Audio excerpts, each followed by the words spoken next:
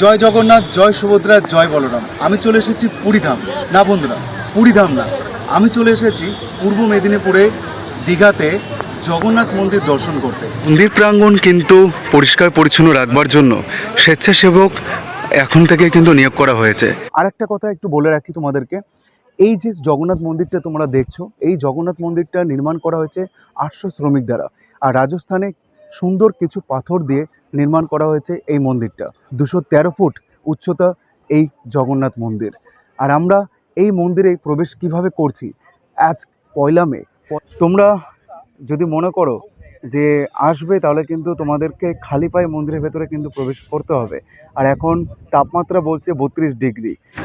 এই মুহূর্তে আমি দাঁড়িয়ে রয়েছি সিংহদ্বারের ঠিক সামনে জগন্নাথ মন্দির। আমরা পৌঁছে গেলাম। এই গেটটা কিন্তু জগন্নাথ মন্দিরের মেন গেট।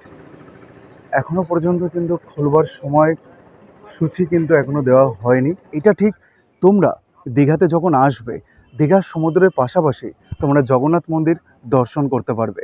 এটা পশ্চিমবাংলার বুকে একদম সুন্দর একটা প্রতিষ্ঠান। শীঘ্রই আষাঢ় মাসে রথযাত্রায় কিন্তু এই রথগুলো বেরোবে জগন্নাথ মন্দির থেকে, এবং তোমরা কিন্তু চাইলে এসে দর্শন করতে পারো, এই দীঘাতে রথযাত্রার অংশগ্রহণ করতে পারো।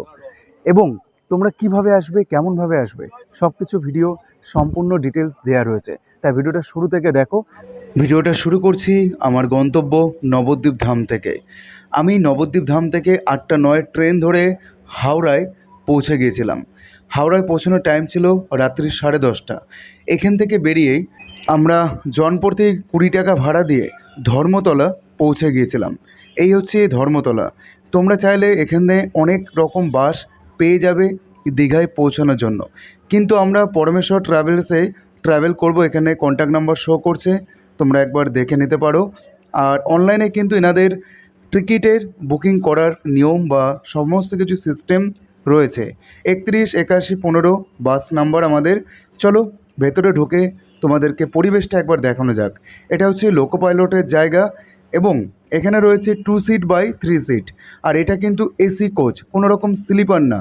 আর এখানে দেখো উইন্ডো রয়েছে, তোমরা দেখতেই পাচ্ছ এসির উইন্ডো এটা। আর এখানে এটা হচ্ছে পুশব্যাক। যেহেতু তোমরা এসি কোচে যদি মনে করো ভ্রমণ করবে, তাহলে কম টাকায় কিন্তু এই পরমেশ্বর ট্রাভেলসে তোমরা ভ্রমণ করতে পারো। সিটগুলো যথারীতি সুন্দর ছিল এবং বাস জার্নি কমফোর্টেবল। ধর্মতলা থেকে পেয়ে যাবে, ওনাদের ওয়েবসাইট রয়েছে, তোমরা চাইলে অনলাইনে টিকিট কেটে নিতে পারো।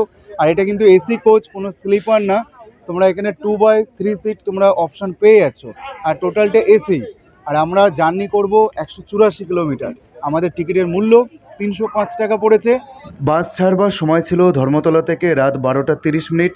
সঠিক সময়ে বাসটা ছেড়ে দিল। আমরা ঠিক 2টোর সময় পৌঁছে গেলাম কোলাঘাট। এখানে 10 মিনিট ব্রেক দেওয়ার পর আমরা আবার আমাদের গন্তব্যে পৌঁছে যাব। এখন ঘড়ির সময় বেজে আপডেট রাত্রি 2টো। পাক্কা 1.5 ঘন্টা সময় লাগলো ধর্মতলা বাস স্ট্যান্ড থেকে কোলাঘাট পর্যন্ত পৌঁছানোর জন্য। আমরা পৌঁছে গেলাম নিউ দীঘা জাহাজবাড়ির সামনে ঠিক ভোর 4:53 আর এখানে জাহাজবাড়িটা কিন্তু জাস্ট অসাধারণ লাগছে। যেহেতু দীঘার জগন্নাথ মন্দির 30শে এপ্রিল উদ্বোধন ছিল, আমি এই মাত্র নামলাম বাস থেকে। ঘড়ির সময় বলছে 4:53। আমাদের হোটেল আগের থেকে বুক করা ছিল। হোটেলের নাম হচ্ছে স্বপ্নদ্বীপ রেসিডেন্সি। আর এই হচ্ছে রুমের ভাড়া নিচ্ছে মাত্র 1000 টাকা। আর আমরা এখানে এখন ফ্রেশ হয়ে বেরিয়ে পড়লাম দীঘার জগন্নাথ মন্দিরের উদ্দেশ্যে। এই পথটা চলে গেল, এবং তোমরা অটো করে চাইলে সাইট সিন করে নিতে পারো। আর সোজা চলে গেল সি বিচের দিকে। আমরা সি বিচে না গিয়ে আমরা ঠিক বাম দিকে ওল্ড দীঘার পথে যাব, মাত্র 1 কিলোমিটার হেঁটে। ঘড়ির সময় এখন 7টা 3। আর আমরা এখন হোটেল থেকে বেরিয়ে পড়লাম, যাব দীঘার যে দর্শনীয় স্থান, পুরীর আদলে যে মন্দির স্থাপিত হয়েছে পশ্চিমবাংলার বুকে দীঘাতে, জগন্নাথ ধাম অর্থাৎ জগন্নাথ মন্দির। এটা হচ্ছে দীঘার স্টেশন অর্থাৎ দীঘা রেলওয়ে স্টেশন। আর দীঘা রেলওয়ে স্টেশন থেকে মাত্র হাঁটা পথ হচ্ছে তোমাদের 3 থেকে 4 মিনিট, তোমরা পৌঁছে যাবে দীঘার জগন্নাথ মন্দির। আর এটা কিন্তু রেল স্টেশনের পাশেই রয়েছে দীঘার জগন্নাথ মন্দিরটি। আমরা আর কিছুক্ষণ পর পৌঁছে যাব। ডেকোরেশনগুলো কিন্তু খুবই সুন্দর করেছে সরকারের তরফ থেকে। আর এখানে বহু মানুষ এখনও পর্যন্ত আসছে এবং জগন্নাথ মন্দির দর্শন করছে।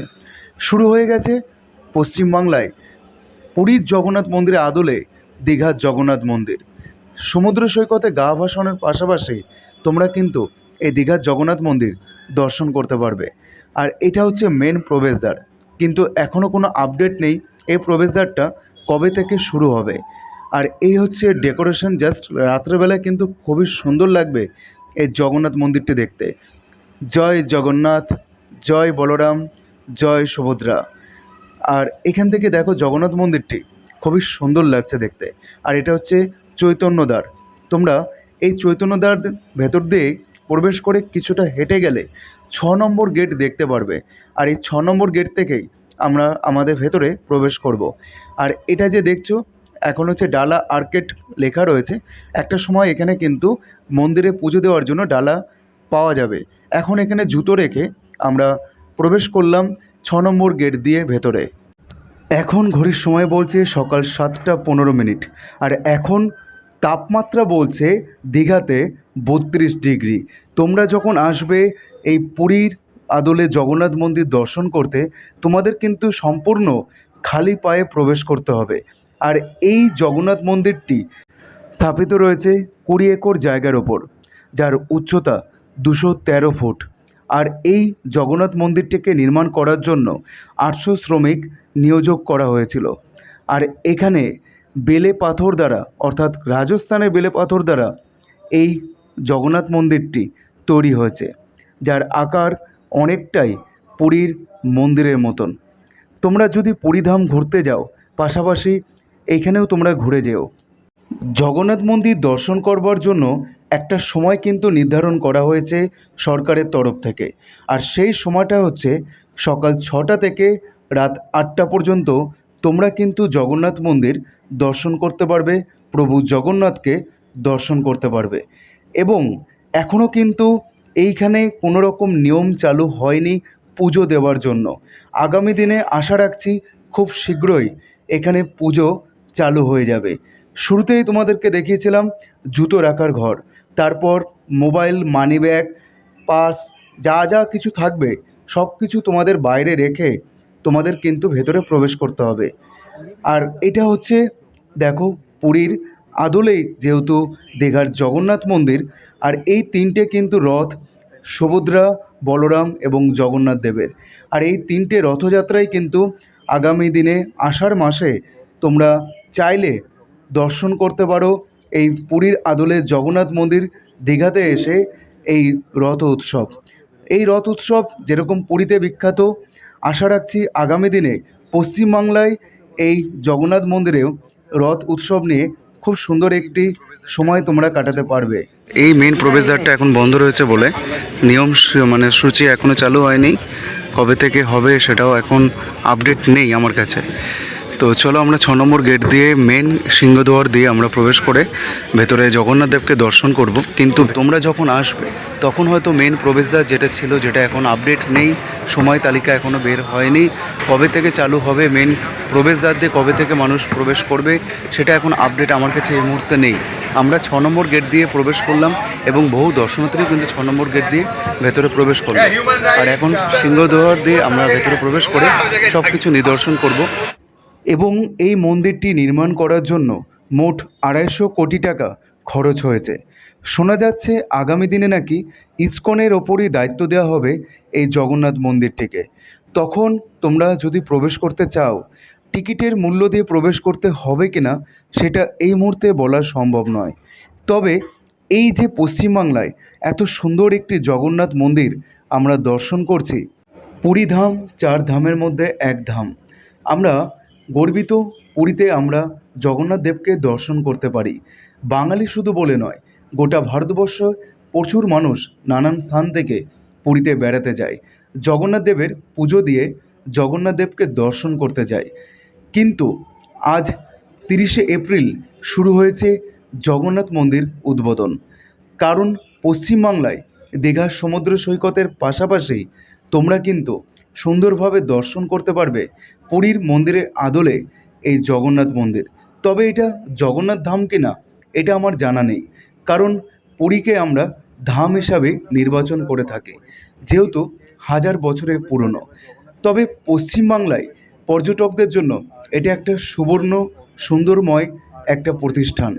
বা জগন্নাথ মন্দিরকে আমরা ভালোবেসে জগন্নাথ দেবকে দর্শন করবার জন্য এটা কিন্তু আমরা অবশ্যই একটা সুসংবাদ হিসাবে নিতে পারি।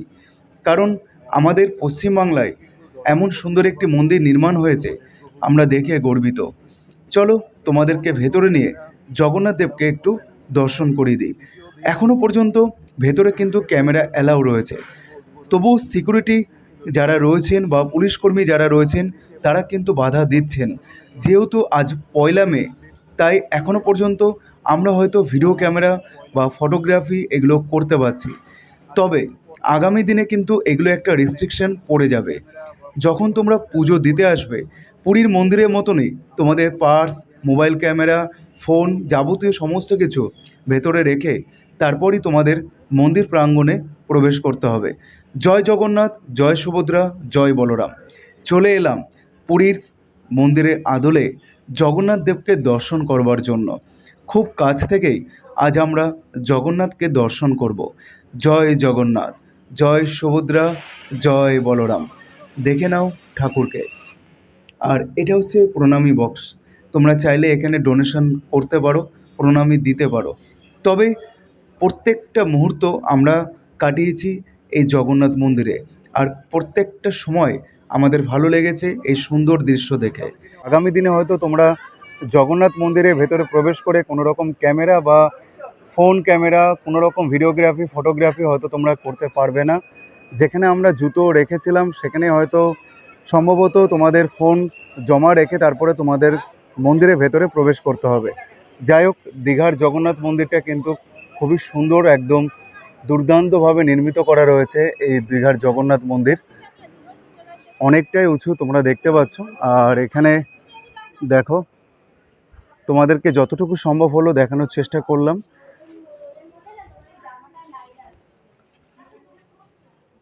এ হচ্ছে প্রভু। এখনো পর্যন্ত কিন্তু মন্দিরের ভেতরে হয়তো ফোন ক্যামেরা বা ভিডিওগ্রাফি, মোবাইল ক্যামেরা অ্যালাউ করছে, তাও অনেক কিছু রিকোয়েস্ট করে তারপরে হয়তো করতে হচ্ছে। আগামী দিনে কিন্তু তোমরা সেটাও করতে পারবে না। মন্দির প্রাঙ্গণ দর্শন করতে আসার কিন্তু একটা সময় নির্ধারিত হয়ে গেছে। সকাল 6টা থেকে রাত 8টা পর্যন্ত তোমরা কিন্তু এই পূর্ব মেদিনীপুর, পশ্চিমবাংলায় দীঘার জগন্নাথ মন্দিরে পুজো দিতে আসতে পারো বা প্রভু জগন্নাথকে দর্শন করতে পারো। পুরীর জগন্নাথ মন্দিরে আদলে কিন্তু নির্মিত করা হয়েছে এই দীঘার জগন্নাথ মন্দির। এই জগন্নাথ মন্দিরটি খরচ হয়েছে মোট 250 কোটি টাকা। তবে দেখো, একটা কথা তো ঠিক, পুরীর জগন্নাথ মন্দির পুরীর জগন্নাথ মন্দির, আর দীঘার জগন্নাথ মন্দির দীঘার জগন্নাথ মন্দির।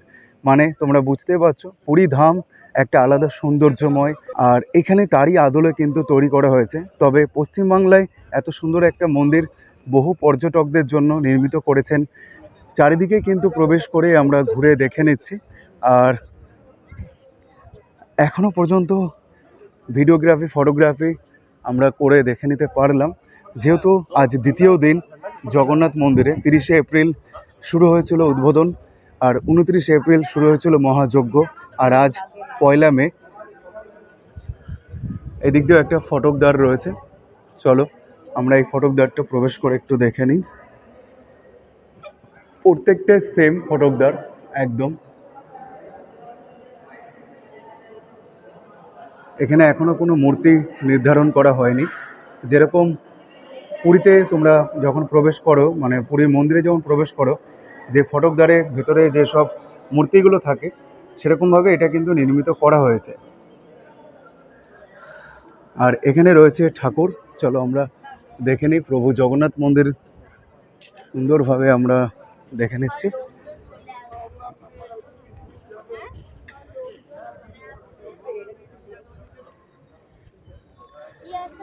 তবে সামনে যেহেতু আষাঢ় মাস আসছে, খুব শীঘ্রই কিন্তু রথ এখানে কিন্তু চালু হয়ে যাবে। যেহেতু জগন্নাথ মন্দির যেহেতু শুরু হয়ে গেছে,